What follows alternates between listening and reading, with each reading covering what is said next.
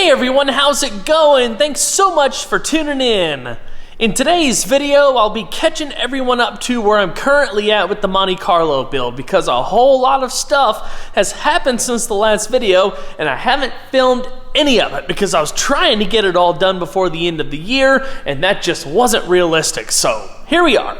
If you haven't seen the last video though, I put a link to it down in the description below. I completely rebuilt the suspension and steering. We've got Alden American adjustable coilovers on it. It sits so much better. It handles and rides so much better. I'm just blown away. It was an awesome upgrade. So definitely check that out when you get a chance. Ever since I bought this car, I've had the grand vision of doing a Chevrolet tuned port fuel injection system, which if you're not sure what that is, it was GM's first real successful multi-port fuel injection system that came out in, I believe, 1985. Give or take a year or so. Camaros, Firebirds, Corvettes, but the Monte Carlo SS came from the factory with an electronically controlled Rochester 4-barrel carburetor, which there's a lot of people who are big fans of those, and they're really awesome carburetors, really, when they're set up properly and working good. But I just always felt like the SS in particular should have got that tune port system. So I got this tune port system from a Camaro and just went down the rabbit hole from there with upgrading this and that and all this stuff. So as far as the cost-benefit ratio, I'm not sure I would do it for the sheer performance gains or anything like that, but it certainly is going to be a lot of, or it's been a lot of fun, but it's going to be really cool when it's done and definitely unique. So I was trying to get all this done and get the car running before the end of the year, which of course that didn't happen. So what I'm going to do right now is just throw you guys into the mix and show you where my buddy Joe and I are currently at with the car. Of course, get some work done, just have some fun, and show you this cool setup. Before we get started, I'd like to extend a big thanks to Valvoline for all of their support. I'm a big fan. I've been using their stuff for years, and it's an honor to be able to work with them on the YouTube side of things. Definitely check out the links that I have down in the description box below to learn more about their product catalog in general and to see what products are recommended specifically for whatever you drive. In case y'all are wondering what that background noise is, it's just rain. Metal building, even with the insulation, doesn't make a difference. But anyway, the biggest surprise I've run into with this car so far is the unfortunate state of the original engine. Because I was under the impression that this thing had 64,000 original miles or so on it. And cosmetically, I believe it's pretty nice. It just looks like it's been sitting a long time. But mechanically, no, there's no way. The suspension should have been my first clue about that. And once I opened up the original motor, there's the second clue right there. That thing was so full of oil gunk and varnish and sludge. There was severe carbon buildup. The EGR ports were almost completely clogged with carbon. One of the rocker arms was actually cocked over to the side a little bit, and I was like, that's kind of weird. Looks like this valve spring keeper missing.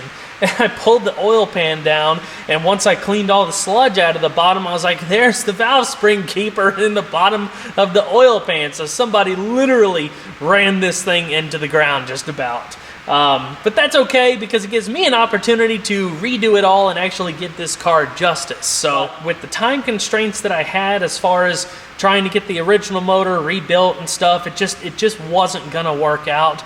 And I got real lucky and found a crate 305 HO that my local O'Reilly Auto Parts was able to source. So big shout out to them. It is hard to find motors in stock nowadays. So that worked out really nice. So the powertrain is in. My buddy Joe and I are doing all the test fitting and figuring out what we got to do custom, like as far as fueling, cooling system, lines, wiring. There's a lot to this swap for sure. Definitely more than I originally expected, but it's turning out real well. So without further ado, let's go ahead and get started and I'll show you where we're at. At this moment, Joe's working on wrapping up the wiring harness. He ended up building a custom swap harness using all factory parts. We took the Monte Carlo's original harness and adapted it to the 85 Camaro harness that I got with the tune port set up. then I had to end up getting a ECM from a slightly newer TPI setup, like a 86 to 89 or something like that, that still had the mass airflow system. And then I got some ECM connectors from a late first gen S10 to make it all work into the ECM. So it's a conglomerate of all sorts of stuff, but it's very cool because it's all factory stuff. So we're restoring and replacing as necessary, and also tucking everything at the same time. So taking the opportunity to do a little bit more of a custom cleaner setup than what would have been from the factory. So everything up here, the entire injector harness, it's all tied in together, and it's going to run underneath the plenum, down the firewall, through the firewall at the factory grommet to the ECU or ECM underneath the dash. So it's going to be a very, very nice setup, and it won't have the rat's nest of wires and lines like it did originally. This was another headache that I just wrapped up, the AC and heater box. That's what that giant hole in the firewall is for, because you got to stick this thing in and then wield it up underneath the dash, because that's where this section goes, and it includes the heater core, the evaporator, the blower motor.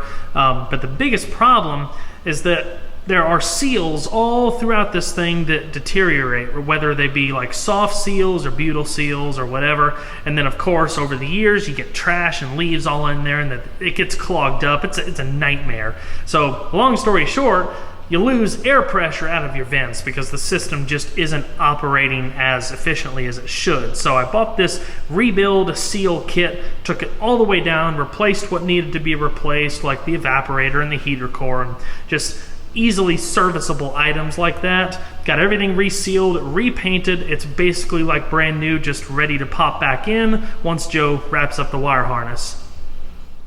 I wanted to get rid of the original V-belt accessory drive in favor of a Serpentine system, but I didn't want to source all of the factory parts from a Camaro or an S10, then refurbish everything and then buy all the new components and all that. It would have taken so much time. So I ended up ordering this aftermarket accessory system from Speedmaster 79. There's a chrome AC compressor, chrome alternator, LS style power steering pump and reservoir. It's very, very nice without being too flashy. All the other pulleys and stuff are like brushed aluminum.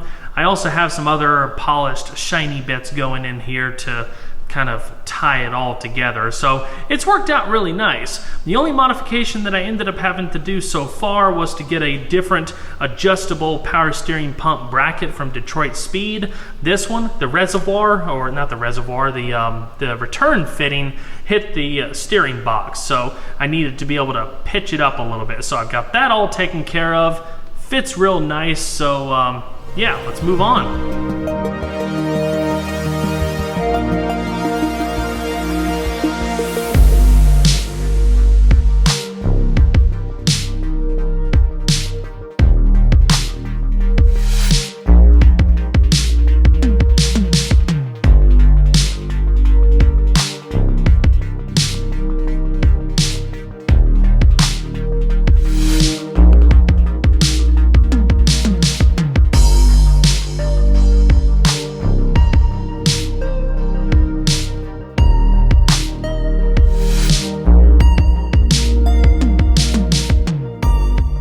Alright, the intake's all bolted down. Before going any further, let's go ahead and load the engine up with oil and prime it.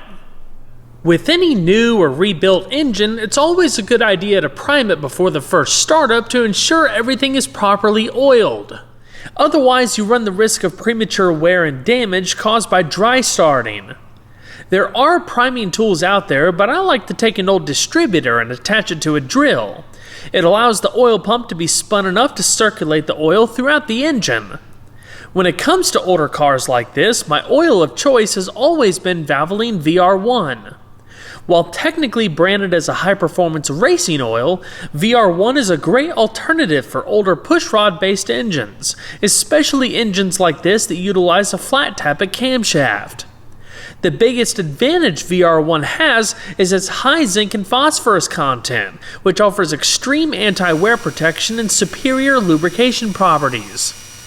While the technology behind today's oils far surpasses what was available when this car was new, most off-the-shelf oils do not have near the amount of zinc and phosphorus as they used to, which makes it that much more important to find the right oil for your classic engine. With conventional, synthetic blended, and full synthetic oils, Valvoline has got you covered. Check out their product finder tool to learn more about recommended products for whatever you drive.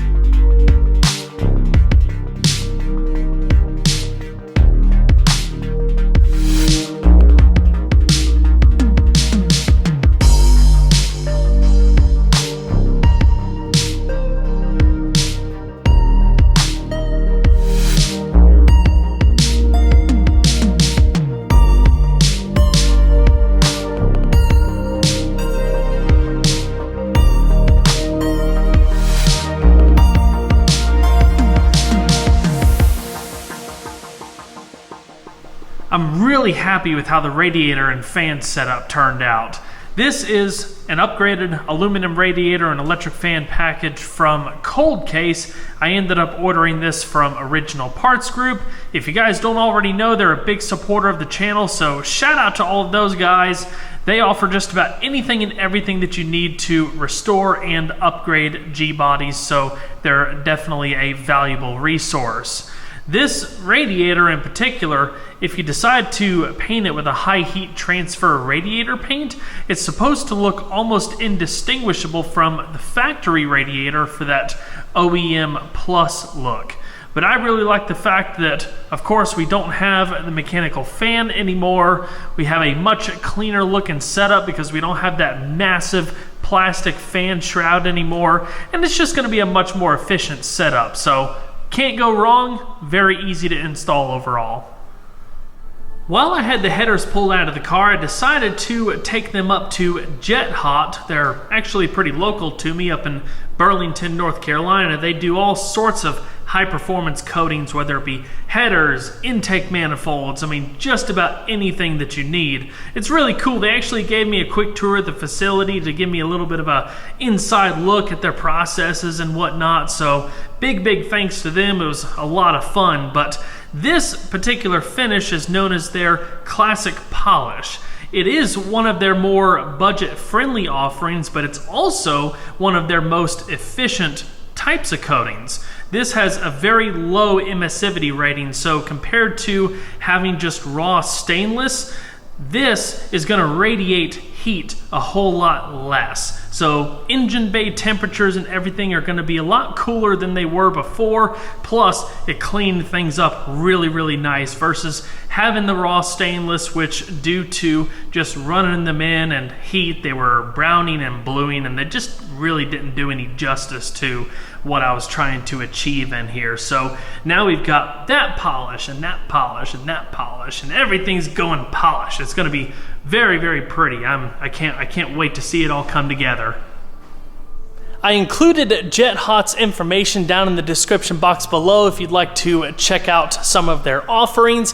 They actually offer all sorts of different colors as well, so if you wanted black headers, purple headers, yellow headers, I mean they could do pretty much anything, just depending on what look you're going for your build. So definitely check those guys out. The last thing I want to get accomplished for this video is getting this AC and heater box installed, because it is not going to be fun.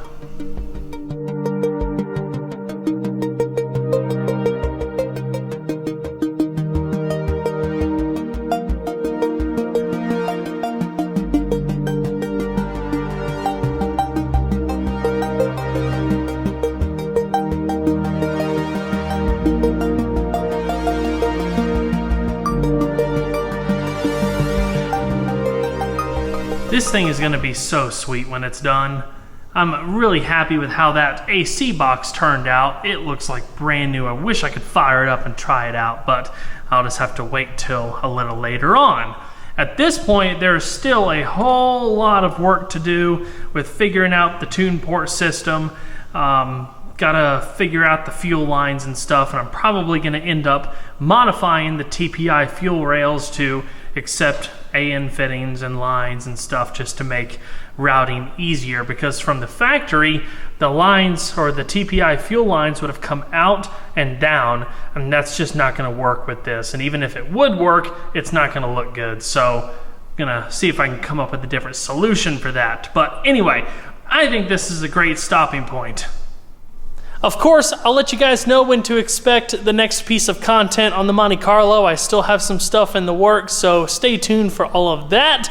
If you haven't subscribed already, consider doing so, because you don't want to miss videos, obviously. And if you enjoyed the video, don't forget to leave a like below, because it really helps the content a lot. I'll see you guys in the next one. Take care.